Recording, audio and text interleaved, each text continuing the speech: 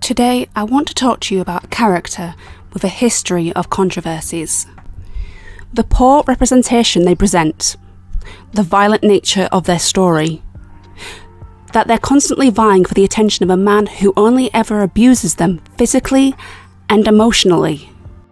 But we're not talking about the complicated relationship between the Joker and Batman. Today, we're talking about Harley Quinn.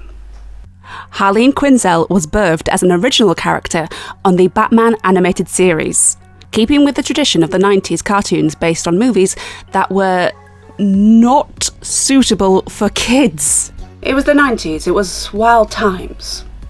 The creators decided the Joker needed a girlfriend, maybe to pull a no homo, maybe not, because it's not like it worked, and so they created his gal pal, Harley Quinn. She was maniacal, comedical, and tragical. And she was a big hit. So popular, she transferred from the show into the comic books, video games, and films. She's a staple of popular culture. Deal with it!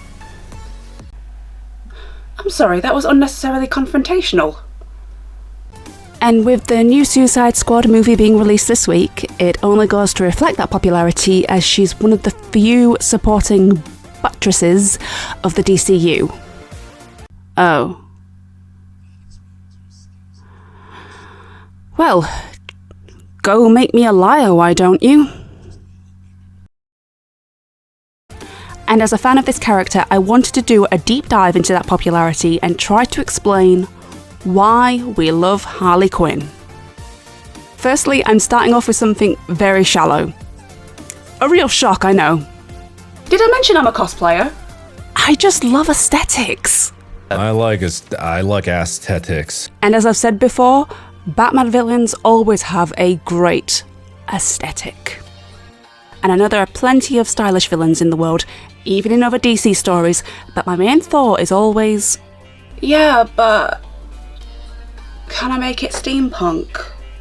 And Harley Quinn, with her clown makeup, the colour combination of reds, whites, blacks, and sometimes blues, bit of blue, and her two-tailed jester hat or pigtails framing her face.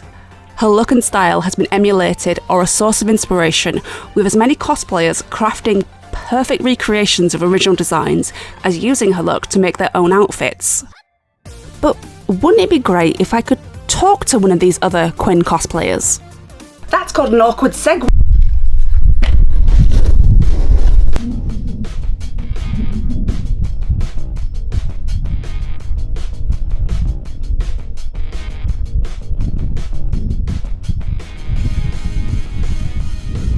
My name is Amy, I'm Hyperbole Cosplay. Hyperbole means over the top, which is unfortunately my attitude and my character, which scares people. But I love Harley because she is over the top. Yes, I mean, style. Nightclub dress. Style. She's just got style, she's got character, she doesn't take crap, and she just stands up. And especially the new film with the roller derby. I used to train for roller derby. I love roller derby. I love my skates. That drew me in even more because in the new 52 comic, she's badass. She destroys people on track. She's awesome. But that's just the surface level stuff. An argument against the character Harley Quinn is that she's a bad role model. She's a victim and not someone who should be looked up to. So when it comes to role models, fictional and real, there's a lot of differing opinions about who is the correct type of role model. Who is more valid, Princess Diana or Golda Meir?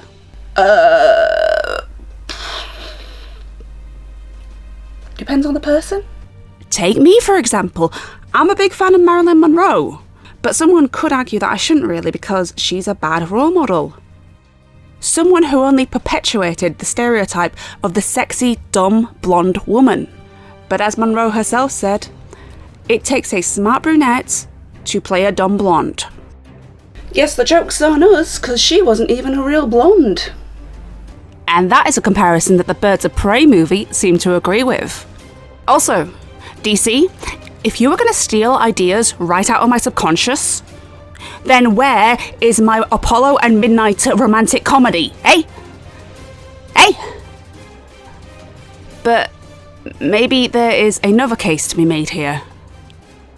That sometimes people don't want or need role models. When the first Wonder Woman movie came out in 2017, it had a big influence on popular culture. Diana, Princess of the Amazons, became a motivator and metaphor for women from all walks of life. Every woman was a Wonder Woman, a fantastically positive message, and one that has helped me in tough moments. When I'm facing a situation where the odds are stacked against me, it can help to imagine myself as this unstoppable superwoman who can accomplish anything. But you can't be Wonder Woman all the time. You can be strong for yourself, for others, but eventually the well runs dry. Compare this to the Batman versus Superman rivalry.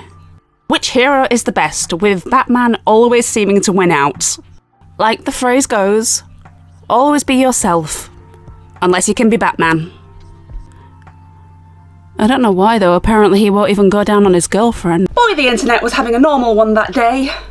And the biggest reason the Bat wins out is because Superman is just too perfect. He lacks complexities and rarely has to struggle to win. Batman is flawed, interesting. He has obstacles he has to overcome and sometimes doesn't. Oh my god, Bruce, get over it, it's been 80 years! I swear, if I have to watch those pearls fall to the ground in slow motion one more time, all of this creates a more relatable character. And for fans of Harley Quinn, it's very much the same. She's not a hero, but she's not a victim. She's a survivor. And there are times for everyone when the well runs dry, and the greatest display of strength is surviving. Is she a role model?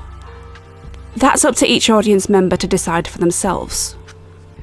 But for many, it is a comfort to see a character who struggles, perseveres, doesn't always thrive, and see that that is okay.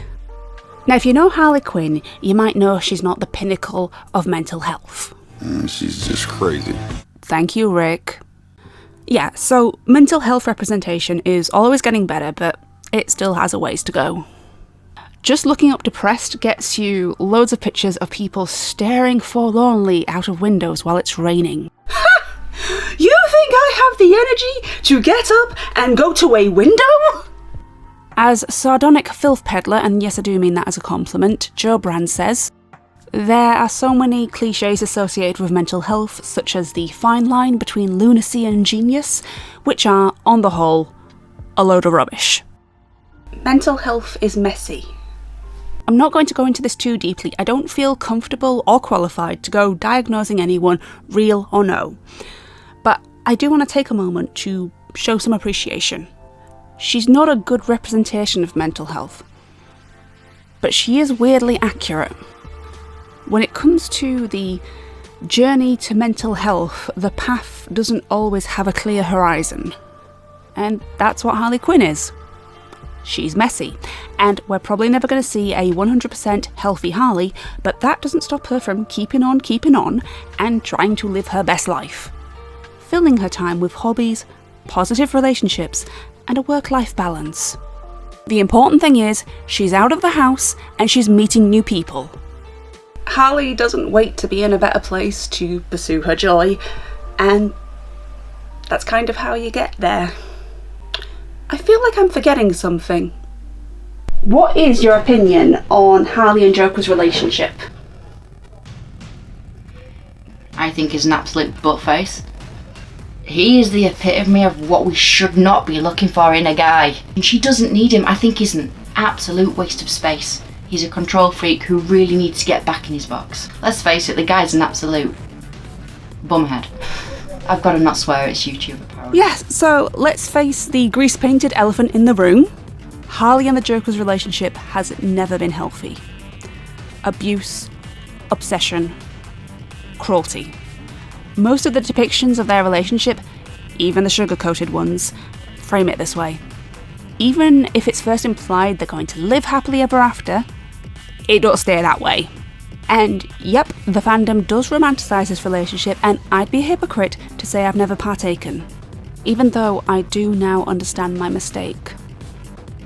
Bethany and Joker forever! It's something I mentioned in Problematic Crushes. With the safe distance of fiction involved, it's all excitement without the danger. But saying that, there aren't that many mediums where they're even still together anymore. In most works, Harley has finally said, "Quite frankly, my dear Joker, I don't give a damn." She still has to work through her insecurities and figure out who she is. But she's getting there. She was a character that started off as a sidekick, that progressed to a villain in her own right, to an anti-hero, to... kind of. Oh no, she didn't die a villain, so now she has to see herself live long enough to become the hero! Harley Quinn has evolved over the years, and fans have admired her for her strength and her faults, and the multifaceted character she became. And that's why we love Harley Quinn. Amy, do you want to sign us out? She's gone through bad times, she's survived it, she's come out, and she's resurfaced. She's made a whole new load of friends, she's made a whole new name for herself. And I've just run up and down the stairs, so I'm breathless. Couldn't have said it better myself. Everyone loves hyenas. They're such happy little creatures. I want one, but apparently I'm not allowed. Gotta stick with the hamsters and the cats.